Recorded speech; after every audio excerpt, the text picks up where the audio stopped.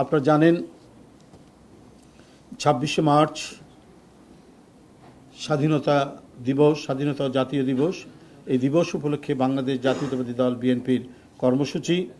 বন্ধুরা, মহান স্বাধীনতা ও জাতীয় দিবস উপলক্ষে 26শে মার্চ রোববার ভোর 6টায় নয়াপল্টনস্থ বিএনপির কেন্দ্রীয় কার্যালয় সহ দেশব্যাপী সকল দলীয় কার্যালয়ে জাতীয় ও দলীয় পতাকা উত্তোলন করা হবে। এছাড়াও আপনারা জানেন যে 26শে মার্চ রবিবার ভোর 5টায় রাষ্ট্রপতি এবং প্রধানমন্ত্রী তাদের শ্রদ্ধা নিবেদন শেষে সেখানে দলের পক্ষ থেকে শ্রদ্ধা জানানো হবে। তাদের রাষ্ট্রপতি এবং প্রধানমন্ত্রীর শ্রদ্ধা নিবেদন শেষ করার পরে A1 SWR Pipe and Fittings. A1 Engineers number 1 choice.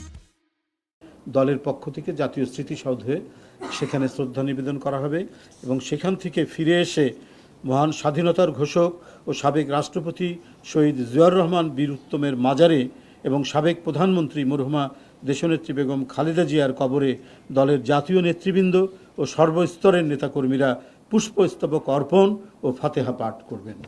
ওই দিনই ওই সময় মাজার প্রাঙ্গণে জাতীয়তাবাদী ওলামা দলের উদ্যোগে দোয়া মাহফিল অনুষ্ঠিত হবে। আগামী 25শে মার্চ 2026 বুধবার বেলা 2:30টায় মহান স্বাধীনতা দিবস উপলক্ষে রমনাস্থ ইঞ্জিনিয়ার্স ইনস্টিটিউশন মিলনায়তনে বিএনপির উদ্যোগে আলোচনা সভা অনুষ্ঠিত হবে। বিএনপির জাতীয় নেতৃবৃন্দ সহ দেশ বরেণ্য ব্যক্তিবর্গ আলোচনা সভায় বক্তব্য রাখবেন।